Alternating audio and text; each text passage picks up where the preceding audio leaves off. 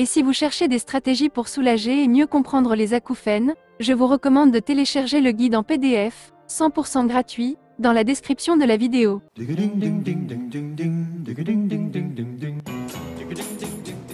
Alors, Brigitte, ce qu'il nous faut comme d'habitude, c'est une définition. C'est quoi un acouphène? C'est un bruit qu'en fait, seul le patient entend. Il n'existe pas ni dans l'environnement, personne d'autre ne peut l'entendre. Il y a uniquement le patient qui peut souffrir de ce bruit. Et c'est le seul à entendre. Donc il a l'impression de devenir fou. Parce que ça n'existe pas dans l'environnement, les autres ne l'entendent pas. Donc il se demande vraiment ce qui lui arrive. C'est interne, donc. Voilà. Et ça peut revêtir plusieurs formes. On va en écouter quelques-uns. Parfois, c'est un bourdonnement, parfois, c'est un sifflement. Il y a un patient qui me racontait qu'il avait l'impression d'un train qui freinait dans les oreilles, que vous imaginez. Et parfois, c'est transitoire. Mais parfois, vous imaginez entendre ça en permanence toute la journée. Très bien, et parfois, c'est tout le temps. Parfois, c'est une oreille, parfois, c'est les deux oreilles. Vous vivez une horreur. Quand vous souffrez de ces acouphènes, et c'est tout le temps, tu te couches le soir, tu te lèves le matin, parfois c'est quasi permanent. Et donc ça brouille votre conversation quand vous parlez avec les autres, parce que là, hop, tout d'un coup, il y a ça aussi dans l'oreille. C'est pas tout d'un coup, ça y est tout le temps. Ah, tout le temps. William, c'est vraiment, je vous assure, c'est vraiment un enfer. Et comme vous le disiez, en plus c'est très fréquent, c'est une personne sur 10, donc c'est quand même vraiment très fréquent.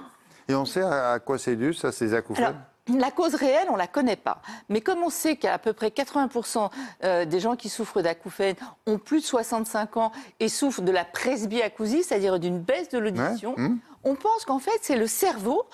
Quand il ne comprend pas pourquoi il n'entend plus les sons, qu'est-ce qu'il fait? Il va se réorganiser. Vous savez, c'est très plastique, le cerveau. Il va se réorganiser et puis il va créer d'autres voix. Et en fait, c'est votre propre cerveau qui crée votre propre bruit, votre propre acouphène, tout simplement en essayant justement de compenser, de pallier la baisse de l'audition, puisqu'on sait que dans 80% des cas, c'est la cause de l'acouphène, c'est vraiment la baisse de l'audition. Donc voilà ce qu'on imagine, mais ça touche aussi, ça peut toucher tout le monde. Hein. Non, vous avez dit ça à plus de 65, quelque chose comme ça. Oui. Ça survient surtout chez ces personnes-là aussi. 80% des cas, c'est ça. Mais après, il y a des métiers à risque. Ingénieur du son, chauffeur de train, marteau-piqueur, enfin, il y a des métiers à risque, il y a des stress aussi qui peuvent provoquer des acouphènes, mais surtout, il y a de plus en plus de jeunes maintenant. Et ça, c'est un... Mais avec nos écouteurs, peut-être que tu dis ingénieur du son, et maintenant, vu que c'est vrai qu'on vit toujours avec des écouteurs dans les oreilles, ça aide peut-être à... Exactement. Ah oui. Mais là, il y a une enquête qui a été menée par l'IFOP qui montre quand même que 14% des enfants de moins de 10 ans ont consulté un ORL pour acouphènes. Ça fait 1,3 million d'enfants. Et tu as tout à fait raison, parce qu'en fait, ils portent un casque ou des écouteurs en permanence, parce que ce qui compte, c'est l'intensité, mais c'est aussi la durée. Et donc, en fait, quand vous êtes en permanence, les dessins animés à fond, ils ont calculé que c'était l'équivalent d'être avec un dessin animé avec le son trop fort, c'était l'équivalent du bruit d'un camion. Oui, puis les petits aiment bien mettre très fort, en plus. Bien sûr, ils adorent. Puis en plus, au milieu de tout ça... Bon, et alors, qu'est-ce qu'on peut faire quand on entend ça? Alors, avant de vous expliquer ce qu'on peut faire, on va regarder un petit peu ce qui se passe, comment ça marche un petit peu. Regardez, l'onde sonore, c'est mécanique, hein, merci beaucoup. L'onde sonore, elle arrive par là, elle passe par le conduit auditif externe. Ensuite, elle passe à travers le tympan, la petite membrane qui est au fond du conduit auditif externe. Il y a les trois petits osselets, là, le marteau, l'enclume et l'étrier. Et ensuite, ça passe dans ce qu'on appelle la cochlée, cette espèce d'escargot, là. Et dans la cochlée, il y a du liquide et il y a plein de petites cils comme ça. Et le problème, c'est que ces cils, il y en a plein, mais contrairement à d'autres cellules du corps qui peuvent se régénérer, les petits cils de l'oreille, qui vont, eux, transmettre l'information au cerveau, ces petits cils, ils ne se régénèrent pas. Et regardez ce qui se passe. Donc, dans une cellule saine, tout va bien, les petits cils, ils fonctionnent, ils transmettent le message au cerveau. Mais quand vous parlez de cils, c'est un peu comme ça, des cils comme ça? Beaucoup plus petits. Tout petit.